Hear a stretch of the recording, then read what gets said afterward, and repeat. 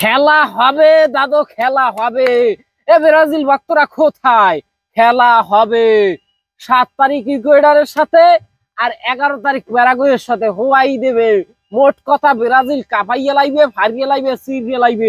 এই আশায় আমরা থাহি, এই আশায় আমরা থাহি ভক্তবৃন্দরা। কিন্তু জাগা মতো যাইয়া ব্রাজিল হইয়ে পড়ে।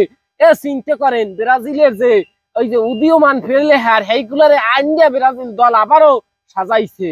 এখন চিন্তা করেন দরিবেল জুনিয়র করছে কি, ওই যে এস্তেবা উইলিয়াম মেসিনহো যাকে বলে, তাকে দেখা যায় এই জাতীয় দলের দিয়ে দিয়েছে ডাক। এরপরে কথা হয়েছে এনরিক বরাবরের মতো আবারও চান্স পাই গেছে। ভিনিসিয়াস আছে, রদ্রিগো আছে, মিলিতাও চমৎকার খেলে, মিলিতাও আছে। কিন্তু কথা হয়েছে দাদু, কাসেম কাকু নাই খাই। এই কাসেম কাকু দেখা যায় হেল্লাই 100 হ্যার দাগ দিয়া, হ্যার যে ওই যে কি কয় মিডে যেই পরিমাণ হে খেলে হেল্লাই, এত আর 205 জনও খেলতে পারে না। এই কাসেম কাকুরে লয় নাই। হ্যার পর নেইমার যাই ইনজুরিতে, নেইমারের কথা বাদ। দাদু রাফিনিয়া দোষটা হারছে কি দাদু? রাফিনিয়ারে কে লইলি না? বার্সেলোনার দেখা যায় মেইন মাথা কইতে গেলে রাফিনিয়া। এই রাফিনিয়ারে তুমি কেন দলে চান্স দিলা না? এই রাফিনিয়া তো অ্যাটাকিং খেলে, এরপর দেখা যায় ওই যে মিডে খেলে, এল্লাই 100 দৌড়ই খেলে। দাদু এই রাফিনিয়ারে লইলে না, খুব কষ্ট পাইলাম। দরিবেল জুনিয়র স্যার, রাফিনিয়ার অন্তত পক্ষে লওয়া উচিত ছিল, ক্যাসেমিরোকে লওয়া উচিত ছিল। কে গো লইছো? থিয়াগো সিলভা দেখা যায় চমৎকার খেলে, তুমি বুড়ো দেখতে হারে লও না। মানে এগো বদলায় যেগো দলে টানছো, এরাও ভালো খেলে। এই যে গতকাল রাফিনিয়া চমৎকার খেলছে দাদু, বার্সেলোনায় আকর্ষণীয় খেলা দিয়েছে। যাইতে দেখা যায় সরাসরি খেলা না দেখলে তো বুঝবেন না।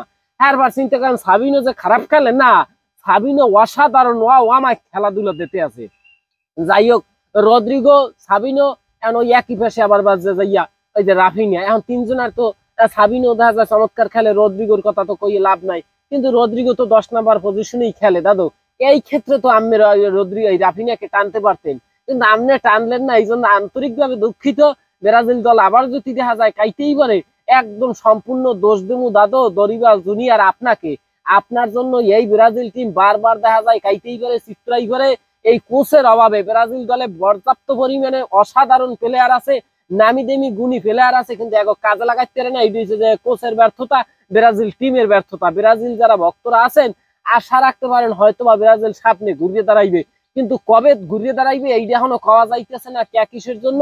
এখন পর্যন্ত ব্রাজিল দলের মেইন যে তারকা নেইমার জুনিয়র পুরোপুরি ইনজুরি মুক্ত না, হয়তো সামনের মাসে নাইলে এর পরের মাসে খেলতে পারবে। কথা হয়েছে যাইয়া এছাড়া যারা আছে এখনো সিনিয়র কয়েকজন প্লেয়ার, তারা দেখা যায় ইনজুরি মুক্ত, কিন্তু তাদেরকে ডাকা হয় নাই। গোলকিপারের দিক দিয়ে খুবই সন্তুষ্ট। এডারসন, এলিসন, বেন্তো, 13 জন অসাধারণ ওয়ামাই গোলকিপার দেখা যায়। এখানে কোনো দেখা যায় কমপ্লেন নাই। কিন্তু কথা হয়েছে যাইয়া রাফিনিয়া আর যাইয়া ক্যাসেমিরো, এই দুইজনকে একান্তই ডাকা উচিত ছিল। থিয়াগো সিলভার কথা নাইলে বাদ দিলাম, হ্যাকেও ডাকলে খুব সুন্দর হইতো। এখন এখান তো আমার আমনের কথাই কিছু হইবে না। কথা হয়েছে যে হেরা ভালো বোঝে, হেরা কি করবে। এই দরিবেল জুনিয়র এফির যদি ঠগে আনে ব্রাজিল, তোমাকে পিড়িতে দাদু এই দল যে তোমাকেও বহিষ্কার করিয়ে দেবো। এটা একটা শুরু করছে, তামসা শুরু করছে দেখা যায় দলটা লইয়া। যাই হোক, কথা যে কি করে দেখা যাইবেন 7 তারিখ আর 11 তারিখ অপেক্ষায় থাই, অপেক্ষায় কিছু করার নাই দাদুরা।